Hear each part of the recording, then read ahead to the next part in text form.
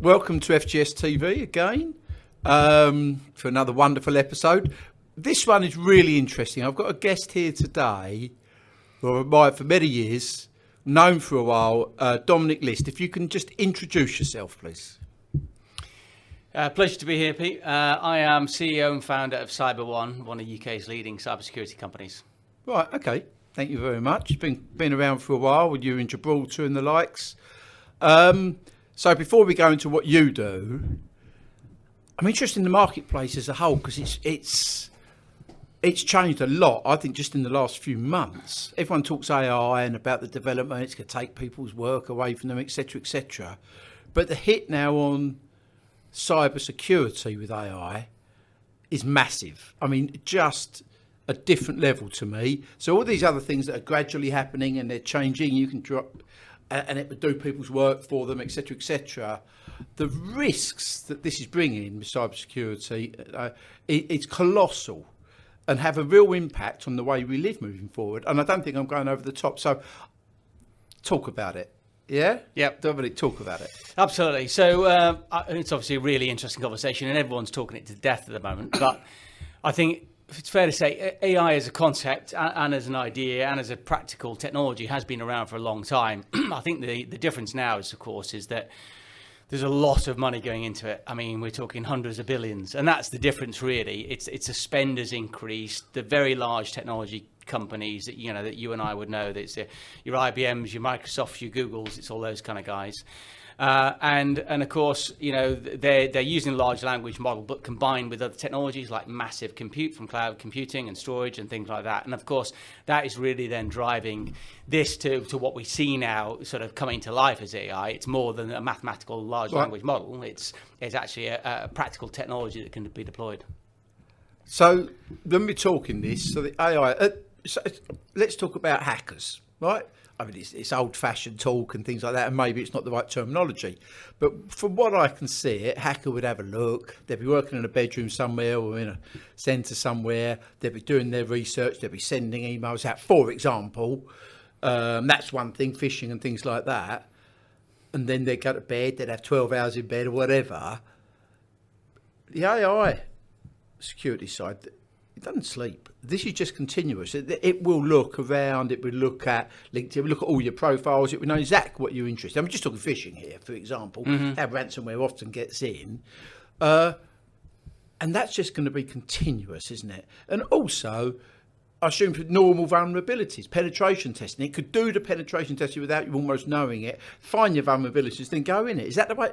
Am I reading this right? Is it that dangerous? Is it that difficult? Yeah, I absolutely. I think you're absolutely on the money there, and who knows what it'll bring in the future. I think, from my perspective, we've been doing cybersecurity for like 17 years now. But of course, like a lot of people, we were doing cybersecurity as was, the kind of world that you would know. It's antivirus, it's email scanning, it's that kind of stuff, and a bit of firewalls, and that was it really. And of course, what's happened over the time is lots of different innovations have sort of come together, and not just technology innovations as well.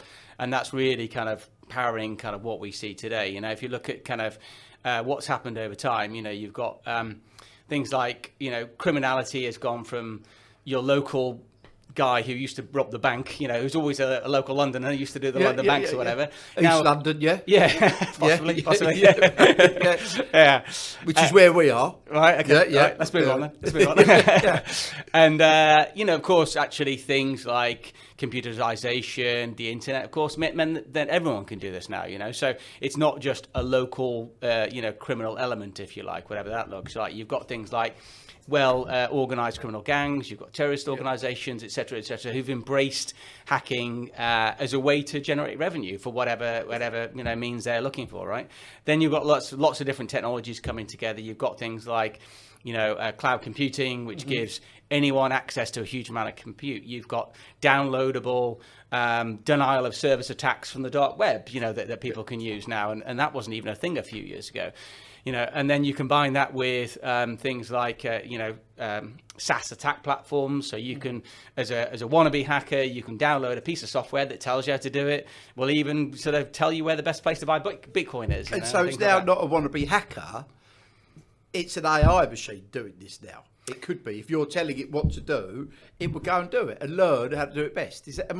Am I right here? Yes, absolutely. Yeah. I mean, that's exactly where it's work. going, right? And yeah, again, we can talk about that in a bit. I think that, I think so. What you're seeing is basically innovations, whether that's internet access around the world, right down to modern software to cloud compute. Innovations drive hacking, and that's why, AI aside, the volume has generally increased. It's why we're even talking about it today, because 8 years ago it wasn't much of a thing, And then, of course, what happens is you then apply AI on top of that, and then, of course, you've got a bit like the idea of SaaS attack platforms or cloud compute. You've got availability, you've got throughput, that otherwise would be difficult to do. That the work of one man becomes effectively a work output of 100 men. Yeah, so when it was linear before, it's now not.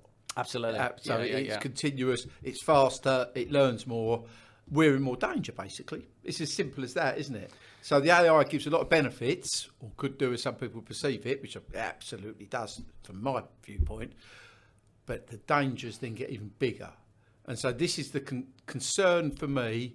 Clients embracing things, everything's now in the cloud or whatever, it doesn't matter where it is, it's the danger that they're carrying. And so of our clients, I think 4 have had ransomware attacks that I know of. They haven't even been publicised. These are not public companies, so they don't. So it's got to be more than that. It could be a lot more. That's just in our accounts.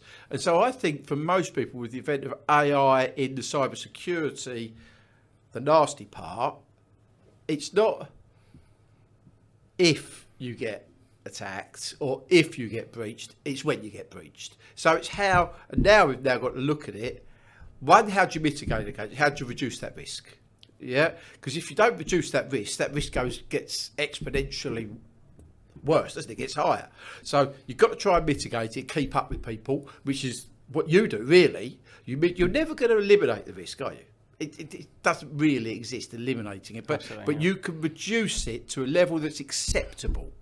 And then you can do, I don't know, other things, air gapping on the backups, for example, which is now, just though, I think I spoke to you last week about this, we've sold more tape and big tape devices, big tape libraries in the last 6 months than we have for the last 30 years. Because and how much data people need to keep, information people need to keep now for regulatory purposes. You were saying about the building industry. So is it called the Building Act? Yeah. And what do you know about that? You haven't got to be spot on here, by the way, because I know that. Yes, Well, Grenfell Tower was really the accelerator of that, and it comes down to supply chain and the fact that you now have to keep your records for 30 years, off the top of my head. And because of Grenfell Tower, when they had the incident, they didn't know who the supplier of the tiles was originally, as in the end supplier. Right. So how do you track down all the rest of the buildings out of that tile? And therefore, all of these construction companies now who at best, probably not the most advanced technology companies, and have now got to keep records going back. There might be 20 IT directors that have to go through that cycle of storing all that data. Yeah. Where's that data going to be, and how much do they need to keep, and all that kind of stuff. So, of course, more data you have, that's more risk. It's more data that can be lost, isn't it? And more data can be lost. Yeah. So I think this is a fascinating period, and it will just get more fascinating. And one of the issues I'm seeing is the enterprise clients we deal with seem to be spending now more and more on security. That's only going to get bigger. So it's going to really, unless you get control of it now, it could take over your business. Yeah, absolutely. Because your costs will then get out of hand. So you need to start looking at your risk reduction now, where your vulnerabilities are, what risks you're going to have to accept. You will have to accept risk, but that's not up to the security people. That's got to be up to the business. And we see this a lot where boards say, well, you're in IT, so it's information, you have to look after security. Not really. They can look after it, but it's not their choice to what risk to take. Absolutely, yeah. I mean, you're getting back to your sort of point there as a good example to bring that to life. We get involved with incident response for clients, so the call could come via us or an insurance company. Yep. And they're either in the negotiation phase on a ransomware attack, or they've tried and failed, and all their machines are fully encrypted, basically. Now, I think even today, people don't realize how devastating that is. So you're a business of maybe 2,000 people. All of a sudden, no one can do any work. Your IT is completely locked out. time to recover could be months. And I tell you why the time to recover is months, because actually very few people have air-gapped backups. Yeah. Very few people have properly synchronized data, and you think it's synchronized until you have to restore everything all in one go, and you're under pressure to do it. And actually, as you know from your world, a small error on synchronization on a backup and the whole lot can fail. And actually that is a massive issue, basically. And so, we've actually seen, and there've been stories of this in the press, of companies that have been around for more than 200 years have actually shut up shop, because at the very least you can't send out an invoice. You can't send out a napkin invoice, a made up invoice, because it doesn't correlate to your end of year accounts. And if you haven't got your end of year accounts, you can't operate as a business and put your tax claim in. And that's the kind of level of impact we're talking about. And everyone assumes that we're in cloud, they take care of it. Well, actually they don't. No. It's just like a serviced office doesn't look after your security. They might look after the door, but all the rest of cloud is just a bit of infrastructure. 100%. You just use it different. And so you've got to secure it. A lot of people think, I've got into AWS, so I'm secure. Well, actually, no, they're giving a great service. They're supplying this infrastructure to you, and there's other parts to it, but you still got to secure it. You still got to back it up yourself. It doesn't do it for you. You're just buying compute or whatever you're buying. So you've got to make sure that you tie it down as though it's in your server room. Old-fashioned term, I appreciate. Server room doesn't exist anymore, but you know what I mean. Yeah. So but the recovery, I'm thinking, if we had to go back a week, it would be a disaster for us, because we wouldn't be able to find the POs from the clients. We wouldn't know what money to chase, because we wouldn't know what's out there. We wouldn't know what invoices to send out. We could lose, the whole business could go down. Absolutely, and they are. And that's just the way they are going down. Absolutely. Exactly right. And that's before you get to your sales orders, your customer data. That's before you get to a regulator fine. That's before you get to the PR and bad press that might get out if your data is released. So even at that most basic level, as in I can't access any of my IT, and all my guys are sitting here now doing nothing. That in itself, can cause businesses. I think we've now moved slightly away from the confidentiality and people come and have a look at what you've got to the availability. Is absolutely massive now. So you're looking at ransomware now, it's about availability. All your information is not available. If you haven't got it available, you might as well not have it. If it's incorrect, you might as well not have it. But this is now, we're getting to the stage where people really need to set up another term that's so old-fashioned, smell the coffee. Really realise that the risks are going to get worse with AI. So how do you do it? What sort of things do you put in place to reduce that risk? Yeah, it's a very good question. Well, you were talking earlier about the sort of volume of attacks, and, let me sort of bring that to life a bit. If you take North Korea example, which is kind of one of the most talked about state-sponsored entities where attacks originate from. It's generally given that there's about 1 million people who are trained by the government to basically sit there and hack things. Where does North Korea, that is basically sanctioned by a large part of the world, where does it get its trade from? Where does it get its money from for its missile program? Well, when it's not trading a lot and it really doesn't have many natural resources. So it's generally given there's about 1 million people trained by the government there sitting there hacking. Now, there is a view as well that China's been developing its own version of AI, very similar to ChatGPT, but its own Chinese version of it. And of course, they can't turn that against the world, because that really sort of starts a cyber arms race. Of course, they're quite friendly with North Korea, and they might just loan it to them for a while to try that out. And of course, so then you've got about 1 million trained hackers with access to AI. So you could be talking about the throughput of about 100 million trained hackers in effect, the work of one person being amplified 100 times, basically. And you think about that, just, the volume of attacks times that one state, that one country that is very well known in our space for that kind of stuff, and you times that by 100. That's before you get to all the rest of them, the criminal organizations, the terrorist gangs, the other large countries that we might talk about, So, it's frightening. Really is frightening. And actually, I go into organisations and say, well, they won't be interested in us. They're interested in every business. 100%. If whatever you do, they're interested in you. It's not, they won't interest us because we do building, or we do, we're a chain of news agents. Well, you've got money. Yeah, absolutely. Yeah. And so we're going to do this to you, and we want some of that money. That's basically, isn't it? And so the old days, I've got 27,001, so people are going to attack me. They're going to attack everybody. 100%. And the easier is to get at you, then Absolutely. Yeah. It's just another way of it's crime, isn't it? Really. I mean, at the end of the day, we all talk about cyber crime, loss, etc. It's just crime at the end of the day. And you sat in a internet connected PC, the other side of the planet. It's all Bitcoin, hard to trace. You've got all the software there, and you're taking money out of people's pockets. And that's anything from people being robbed of their pensions right the way to massive corporations, of which we see the likes in every day. You know, and it's just theft at the end of the day. So or it's extortion through having data and things like that. And there's real government, national security involved here.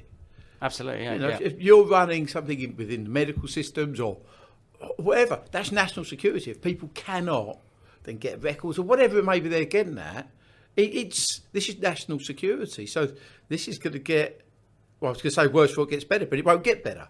Absolutely, We've just got to be more vigilant and work on it. So what sort of things do you do? Because obviously we do managed stock with you and things like this. It's quite a few of our clients. So what sort of things would you be looking at? What do you think is going to... First question, what do you do as an organisation? What do you see has changed? And second one, what do you see the change has been in the last year and going to be in the next two? Yeah, good question. Two big questions. I think cyber maturity needs to increase, and it needs to increase rapidly. When we first started in security operations centres, sort of 5-6 years ago, it was most kind of financial services firms were across it. Law firms had a little bit of an idea. Really, outside of that, it wasn't a mass market proposition at all. I think we, in the 5 or 6 years, that we've been doing the managed SOC piece, the market's completely changed. And the first iterations were people were like, we want a SOC. Now people understand what a SOC is, and they're looking for certifications and quality and all that kind of stuff.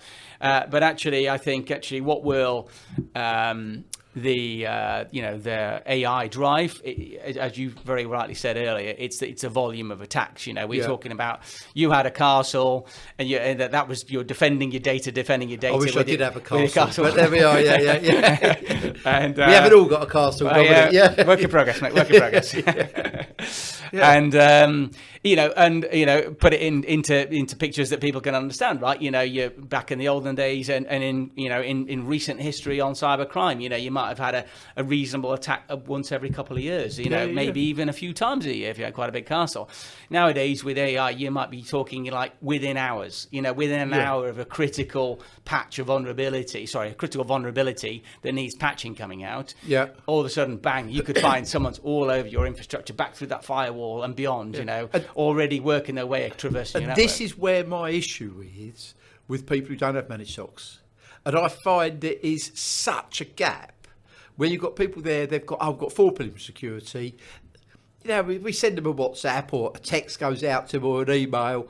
They've been out for a few beers, the guy who's on or the woman who's on call. They'll come in an hour and a half later, and by that time it's too late. And this is a real issue because it is too late, and you don't know it's too late. You think, I'll put that patch on. They're already inside your system. Absolutely. They could be inside your system for weeks, months, years without you knowing. Yeah.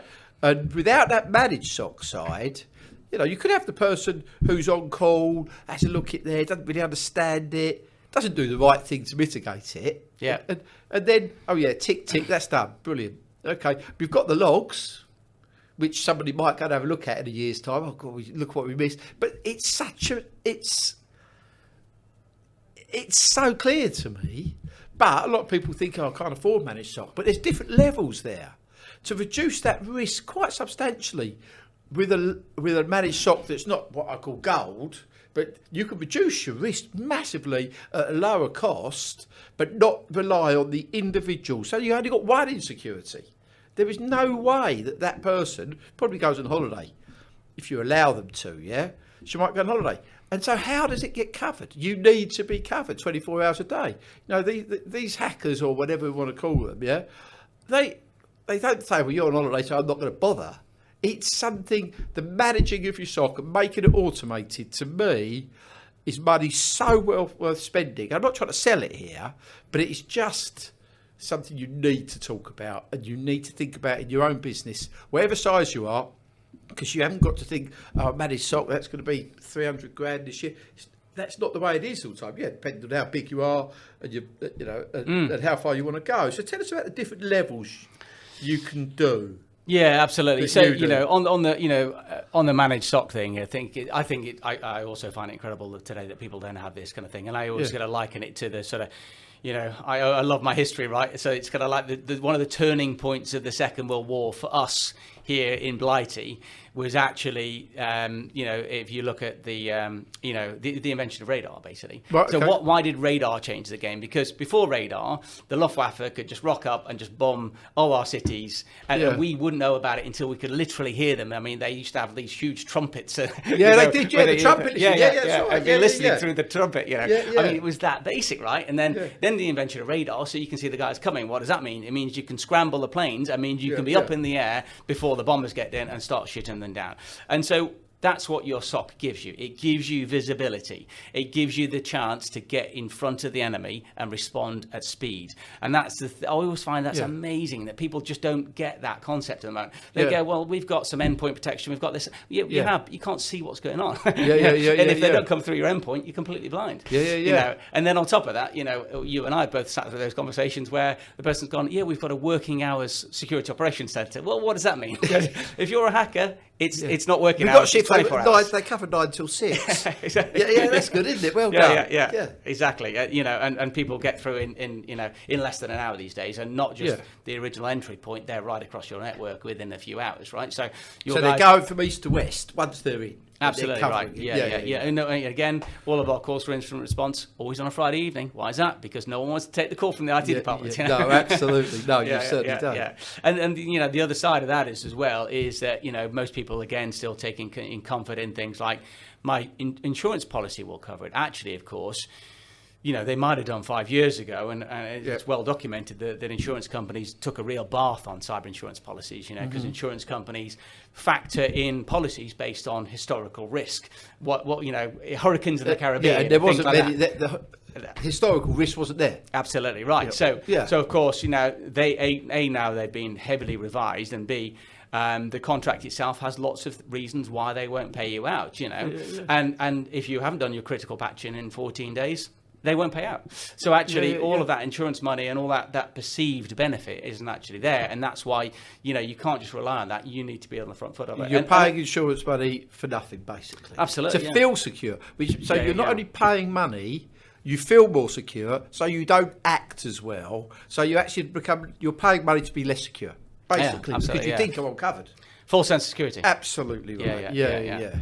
And so, you've got this situation, of course, and there's a bit of a disconnect in most organizations because the CFO signs off the cyber insurance, and, the IT guy has probably got a good strategy, but at the end of the day, it's all that basic stuff that just lets you down. It's like, I didn't get to the patching in time, the firewall, the guys were doing some upgrades and the files were left open or whatever it was, and that's where you're going to see AI really coming in, because whereas before you might have got away for months and months without doing any critical patching, and then you finally, someone found a way in. Nowadays it could be hours, and that's how teams are going to have to respond. Not only absolutely the 24/7 capability is an absolute must now, but also it's going to be round the clock on your IT management as well. Yeah, I'm looking at some of there's so much B2B work going on, especially in the industries we service, maybe in the iGaming industry, where they're using other people's games. They aggregate them, use them, it goes in. And the testing of these games, those sort of things. And so are there backdoors into these games that developers have put in? Who tests through this? Who makes sure that all of these are correct? So because you're doing so many, and you aggregate, so you might be buying games from 30 different suppliers in one go. How do you know every single one is really good at their security testing within their product and their code? These are the sort of things. So you are opening yourself up, just by the nature of the business, for agility. You want to do things quick. You want to get out things to the market quickly, and that adds a little bit more risk. So absolutely, absolutely right. And it's an area we're also getting involved in as well. It's what's interesting is Devset Ops.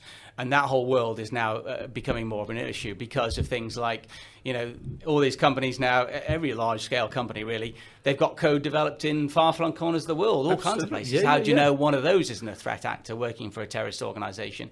And even if you put that aside, you've got the challenges of bringing together a large code base, as you say, backdoors coded in. You've got things like shared code bases on things like GitHub. And the backdoor often isn't intentional. It's they write the backdoor so they can, when they're developing the code, they can go straight in at a certain level. All it just means that they didn't shut it after they finished it. Absolutely. This is not, not an intentional thing a lot of the times. Or they're using well-established code bases from the likes of GitHub and things like that, where you are taking legitimate code and you're sort of bolting it together. But, again, a lot of software companies are doing these days, and in-house companies, you're looking for shortcuts because you're trying to develop at speed, right? And it's time to market with all this kind of stuff as well. So they're in an arms race with that. So, like I say, a lot of it isn't always malicious. It's just it's already there, or it was just sloppy or whatever else. I'm thinking we've got software developers, and actually just thinking about it, the guy who runs it, he says, "Oh, really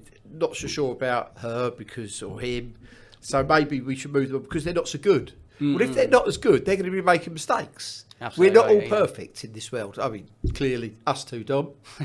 We're right up there in the perfection. Yeah. But there's not that many people who are great at everything. Yeah. So there will be mistakes. So I find that the vulnerabilities are getting so big. Really need to look at this, everybody. Yeah, 100%. I mean, it was so we just finished at the Gartner security event in London, which was only a week or so ago. And their big prediction for 2024, one of the big predictions, application security, absolutely is that right what it up was? there now. Yeah, absolutely right up there, because this is becoming a huge, huge area now.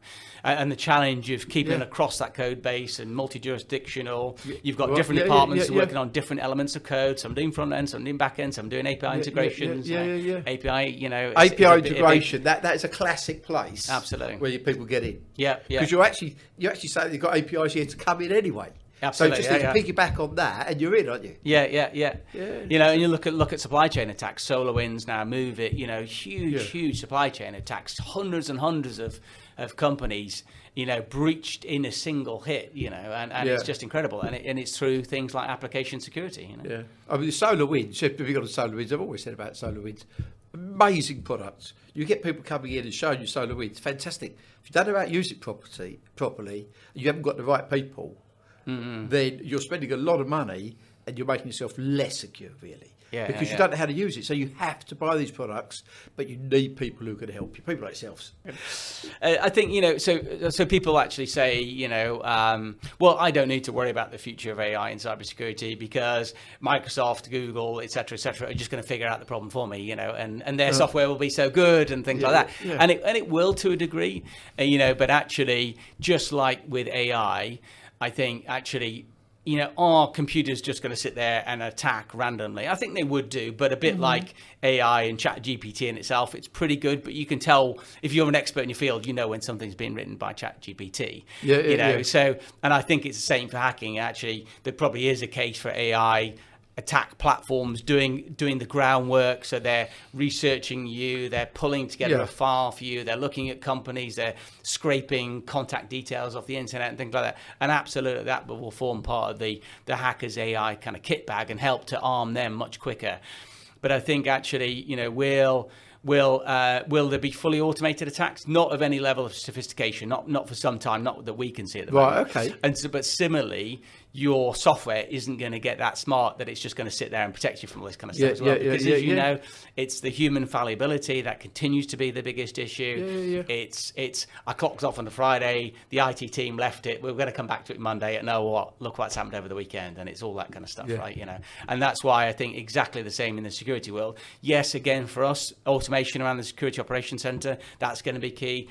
Guys at the moment doing a lot of research on level 1, looking at alerts and things like that. A lot of that will go away, but actually it'll put more pressure on the level 2 and the level 3 people, team members, because of course they're the ones getting much more alerts now. So they're sifting through all that alerts, and yes, it's being better filtered by the platforms, but you're only going to know malicious human activity when you spot it, and that usually takes that human brain still. Right. Okay.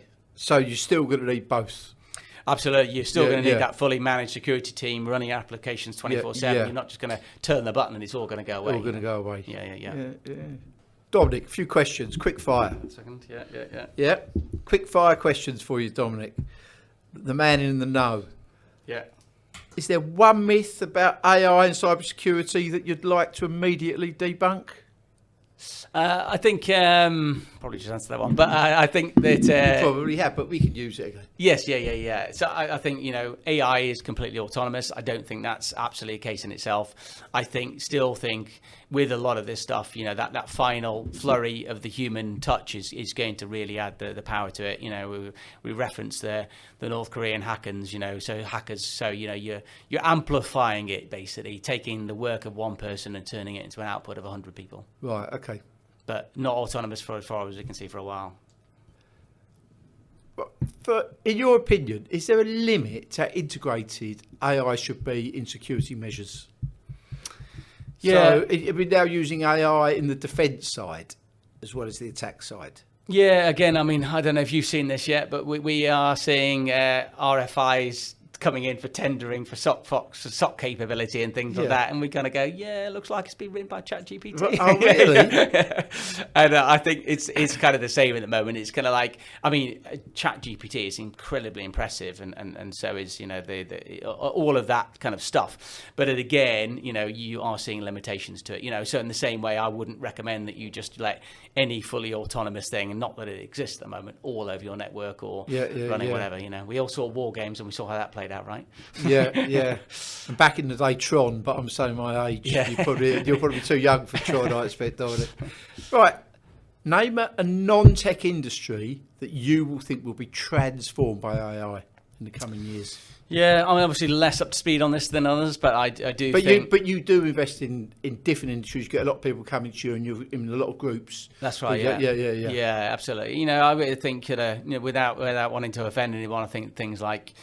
Certainly law firms, maybe not something complex like divorce, but where there's a lot of human emotion involved and all that kind of stuff, and it's maybe not that logical, should we say? Yeah. But actually something much more logical, like buying a house. It's actually really easy to do. There are very good companies out there now who do insurance for your house, and actually what they do is they pull all together all this information, like all those searches in the land registry and all that kind of stuff. All that stuff's got APIs now, and you just get it like that. Do a lot. Yeah. So why would I spend thousands of pounds on a lawyer to run my 6 weeks? Searches? Yeah, absolutely. And 6 weeks. And then they get busy, right? And AI doesn't. Yeah. So, you trying to get hold of a solicitor and trying to push your house through, or your sale through, and it's really personal to you.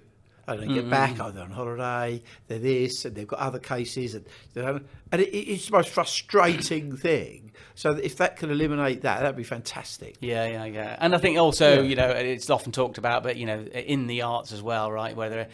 Whether it's songs, and some of those songs where they've just taken an artist, done their style of work, and made something, it actually sounds pretty good, right? And modern art, really creative, because they don't think like humans, right? I suppose so. Yeah. Or even things like broadening it down, maybe website designs again. You could tell ChatGPT, to put a website together, and for most companies, it wouldn't be a bad shout. It'd be good enough. It might not be a state-of-the-art e-commerce website, but for your average window cleaning business, probably good enough. Yeah. It might be better. Well, exactly. Because otherwise, the window cleaner, who's not, web savvy, absolutely, wouldn't know how to do it, would he?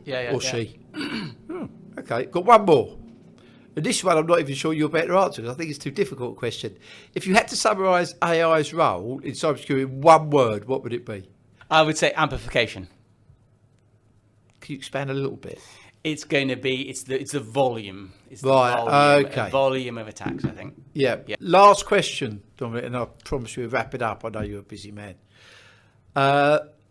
What's a recent AI innovation in cybersecurity that has genuinely excited or surprised you? I'd say surprised, as in almost terrified, sleepless nighttime and stuff. It's a polymorphic attack, basically. So this is what you and I would kind of call a virus. And viruses, as we know, have got more and more smart over there, executing themselves and all this kind of stuff, sitting on networks for 18 months gathering data. They've already been pretty smart, right? Yeah. Actually, the polymorphic attack it's like a sort of one-man army, really. It's absolutely incredible. So So what This is that something I've actually not heard of. Yeah, so what that looks like, and thankfully not very prevalent now, but you will see, and we will all hear a lot more about this, basically. It's basically, you think of it, it's like it's a one-man crack team of commandos with an incredible arsenal that knows everything about the enemy and how it can be defeated, basically. So a polymorphic attack, effectively, is something that goes into your network, and however it gets into your network, and there's a myriad of ways that it can get into network. Yeah. And it looks for you trying to defend against it or attack it or to kill it or whatever else in some way. And it basically said, okay, I can see this type of software is trying to shut me down. I can see this gateway is being closed now. And what it does is it goes, that's okay, because I've got a kit bag of tools that I can fight back with. Right, okay. And so it's actually looking at how you defend, and it's immediately coming out with another way to attack. And you defend again, and it comes out with another way to attack. And so it goes on, basically. And it will go on until it's absolutely incredible. It's absolutely incredible. And we, as a technologist, we don't have anything that can defend against it at the moment. And again, it doesn't sleep. It's got a huge amount of information. It's going 24/7, you know. And actually, there isn't anything at the moment that can defeat a polymorphic attack. Yeah. So it's going to be a real game changer. Yeah, and so that's really frightening. I'm looking at the screen here thinking, that is genuinely concerning, isn't it? Genuinely concerning for businesses out there, for services out there. For public, for defence, everything. That is really, really concerning. It's smart. It's seeing how you're trying to defend against it, and it's counter-attacking all the time. My word. And so you're talking about this new stuff. I'm going to have to mention, I'm such a laggard. But no, I think this is so things like air gapping, things like tape and things like that, that's going to be the new, that's going to be almost what people will have to go to at least have, because it's cheap, for one thing.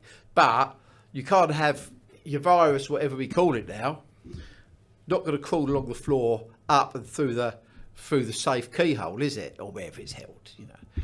It can't. So it has got that form of defence, and it's not slow anymore. You know, it's not as though it's written down serially anymore, sequentially. It's not. You write down 10 of these devices in one go. You can lift it off quick. And so your RPO and RTO can be reduced. But you've got to get away with everything being on your network. I think it's the way the world's going to go. It's if I said this 2 years ago, tape's going to be revitalised, everyone would have laughed at me, and I would have laughed at myself. So really interesting times. Dominic, it's been an absolute pleasure. Likewise. To listen to your knowledge, listen to how you're seeing the industry, because you're right in there. It's been really fascinating for me. Now, thank you very much. Dominic. Thank you, Pete. Cheers. Cheers. Pleasure.